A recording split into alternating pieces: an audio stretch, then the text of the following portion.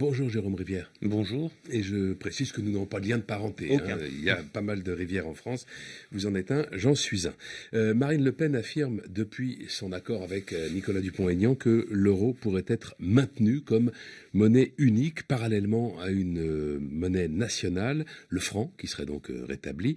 Est-ce que c'est une nouvelle position destinée à rassurer ceux qui ont peur de la sortie de l'euro? Il est vrai que, d'après toutes les enquêtes d'opinion, c'était le point qui provoquait le plus d'inquiétude.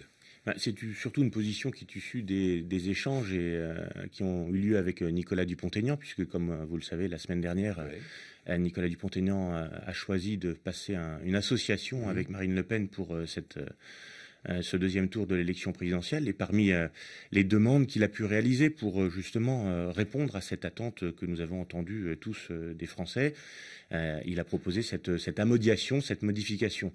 Le rôle avant tout du chef de l'État, ça n'est pas de gérer des problèmes monétaires. Le premier rôle du chef de l'État, c'est la protection. Et l'aspect de la monnaie était justement pour protéger les Français en matière d'emploi, en matière de capacité à exporter. Et donc, il existe des séquences. Et la première séquence, qui sera celle de Marine Le Pen, élue président de la République, c'est la protection avec le rétablissement des frontières, c'est la protection avec une lutte à réelle forte contre les mouvements islamistes et le terrorisme islamiste. Et ce sont des décisions importantes en matière économique, comme notamment la préférence nationale sur un certain nombre de sujets. La monnaie, en revanche, comme elle l'explique depuis le départ, et simplement c'est précisé dans des termes un peu différents, ça doit se mener dans le cadre d'une négociation.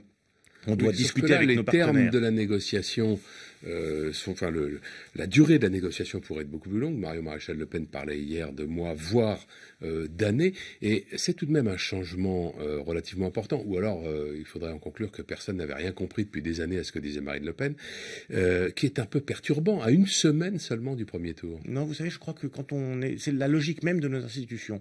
Vous avez un premier tour. Dans le premier tour, les Français expriment un choix. Et on a bien vu qu'aujourd'hui, ils ont placé 2 candidats en tête.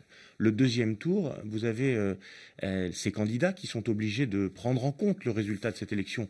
Marine Le Pen n'a pas été élue au premier tour de l'élection présidentielle. Il y a donc un certain nombre de sujets sur lesquels des voix ont pu se faire entendre, notamment celle du candidat Dupont-Aignan qui a proposé de s'associer avec elle et qui nous demande de prendre en compte cette attente des Français. Et sur ce sujet-là, sans changer sur le fond, puisqu'il s'agit bien en tout état de cause de retrouver notre souveraineté monétaire. On n'a pas changé. On veut retrouver les souverainetés. Le calendrier qui est proposé est un calendrier qui répond aux attentes des Français, qui correspond aussi à la nécessité de ne pas tout faire en même temps lorsqu'elle va arriver à l'Élysée. En l'espace de 15 jours, 6 mois ou 1 an, tout ne sera pas possible. D'ailleurs, souvenez-vous, le thème de la campagne du premier tour, c'était remettre la France en ordre en 5 ans. Et donc, le calendrier, le séquencement des objectifs fait que, effectivement, cette souveraineté monétaire est un objectif pour la fin du quinquennat, plus qu'un objectif pour les premiers jours du quinquennat. Alors, soyons concrets. Donc, l'euro serait conservé et resterait la monnaie pour ce qu'on pourrait appeler la macroéconomie, pour les échanges entre les entreprises, et le franc serait rétabli, et c'est ce qu'on aurait dans nos poches ou dans nos porte-monnaies au quotidien pour aller acheter son pain ou son journal. C'est bien de cela qu'il s'agit? Je vais vous surprendre, Marine Le Pen n'est pas candidate à la présidence du FMI. Oui. Elle est candidate à la présidence de la République française. Oui. Et à ce titre-là, ce qu'elle explique, ce que nous souhaitons, les raisons pour lesquelles je l'ai notamment rejoint, c'est récupérer des souverainetés. Oui. Mais la souveraineté, je vais vous répondre précisément. Ouais. Récupérer les souverainetés, ce sont les outils de souveraineté. L'un d'entre eux, c'est la monnaie. Ouais. Pour la monnaie, aujourd'hui, nous expliquons que nous sentons ce que sentent les Français, que l'euro tel qu'il existe aujourd'hui a été un échec, qui a conduit à une crise avec une augmentation du chômage importante, qui a conduit à une crise parce que les frontières ont été largement ouvertes et que nous avons des exportations qui viennent de partout sans nous protéger. Nous voulons réformer, retrouver cette souveraineté. Derrière, pour réformer et retrouver cette souveraineté, nous ne souhaitons pas le faire seuls, nous souhaitons le faire avec des partenaires européens. Beaucoup d'entre eux, aujourd'hui, sont mal à l'aise avec cette monnaie unique. Ils sont mal à l'aise aussi avec Schengen. Ils sont mal à l'aise avec l'Union européenne, cette Union européenne de Bruxelles, qui nous place dans une situation de soumission à une autorité supranationale. Donc, la logique, en tant que chef d'État, et non pas en tant que président du FMI ou en tant que ministre de l'économie, elle veut être chef d'État, c'est d'expliquer quel est l'objectif. Et l'objectif, c'est de récupérer cette souveraineté pour que le chef d'État puisse protéger. Ça, on l'a compris. Donc, derrière, vous allez avoir un ministre de l'économie, un ministre des Affaires européennes. Attendez, laissez-moi poser ma question précise. Qui va aller négocier. Quelle marge de manœuvre aurait la France, Marine Le Pen, présidente de la République, sur l'euro pour dévaluer ou réévaluer en fonction des besoins de l'économie, puisque c'est ça la souveraineté. Exactement. Elle ne l'aurait pas avec le SME. Oui, mais sauf qu'à l'époque, il n'y avait qu'une monnaie. Elle ne pourrait pas le faire. Le SME, c'était une monnaie commune qui appartenait à l'ensemble des pays qui étaient membres du panier du système monétaire européen. Oui, c'est la même chose. Il y avait que le franc. On jouait sur une autre monnaie. Donc, vous êtes en train de rentrer dans un débat d'experts. C'est la raison pour laquelle, en l'espace de 10 minutes ce matin, les réponses ne peuvent pas être données, puisque nous voulons négocier. Il s'agit avant tout d'un objectif. Le président de la République, encore une fois, est là pour fixer un objectif. Souveraineté, c'est-à-dire la capacité pour elle, demain, d'agir, si c'est nécessaire, lorsque c'est nécessaire, sur la monnaie pour protéger nos entreprises et permettre la compétitivité. Le reste, et justement c'est pour ça qu'il faut du temps, c'est un débat qui va nécessiter des consultations et des travaux avec les pays de l'Union européenne qui aujourd'hui perçoivent cette même difficulté que nous percevons en France. Bon, alors effectivement c'est un peu technique comme débat, beaucoup plus simple sans doute, l'accord avec Nicolas Dupont-Aignan, qu'est-ce que vous en attendez sur le plan électoral ?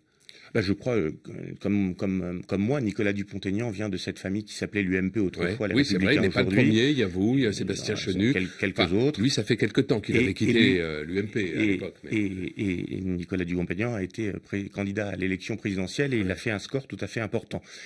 Sa prise de position est une première. Ça permet à un candidat soutenu par le Front National, Marine Le Pen en l'occurrence, d'être en position d'avoir un accord. C'est important. Vous l'avez, les médias l'ont souvent accusé d'être incapable de rassembler. On montre bien que dès avant le deuxième tour, elle est capable de rassembler des politiques différents qui ont, sur un certain nombre de sujets, apporté des amodiations dans son programme. On en parlait à l'instant.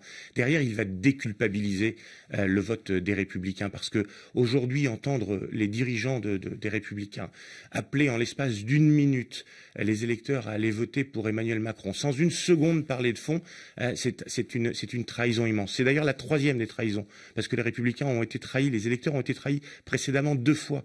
Ils ont été trahis lorsqu'ils pensaient que M. François Fillon était un homme honnête. Ça n'était pas un homme honnête. Ils ont été trahis parce qu'ils ont finalement vécu leur 21 avril à l'envers, au ralenti. Pendant plus de 2 mois, on a vu arriver cet échec de François Fillon. Ils n'ont rien fait, les Républicains, pour changer. Et ils les ont trahis en renonçant à l'espace d'1 minute, dimanche dernier, à la totalité, enfin dimanche, il y a une semaine, à la totalité de leurs convictions. Dupont-Aignan leur dit non. On a le droit d'avoir des convictions, on a le droit d'être patriote. Et il y a une réponse, c'est en votant Marine Le Pen. Nicolas Dupont-Aignan va prononcer ce soir le discours d'ouverture du meeting de Marine Le Pen à Villepinte, en Seine-Saint-Denis. Mais il y a un autre événement aujourd'hui, c'est la fête de Jeanne d'Arc, que Jean-Marie Le Pen, comme depuis des années, va célébrer dans Paris. Est-ce que vous redoutez ce qu'il va dire, ou enfin ce qu'il pourrait dire ou pourrait faire aujourd'hui? Non, enfin, Jean-Marie Le Pen a été exclu. C'est d'ailleurs la justice. Ça reste toujours embarrassant quand il fait des déclarations comme il y a quelques jours. Je ne serais jamais allé sur le policier. Je n'aurais jamais assassiné. fait la campagne de Jean-Marie Le Pen. Je me suis engagé aux côtés de Marine Le Pen, qui va faire un beau discours aujourd'hui pour rappeler aux Français qu'elle propose un changement de société qui est pour la France et non pas pour une dissolution de la France dans l'Union européenne. Le débat d'après-demain soir peut-il être déterminant sur le résultat? Je crois qu'il est effectivement important parce que les Français votent pour une femme ou pour un homme et qu'à l'occasion de ce débat peut naître la perception d'une part que Marine Le Pen est préparée et qu'en fait Emmanuel Macron est bien jeune et sans expérience pour vouloir présider la République française. Merci Jérôme Rivière, bonne journée.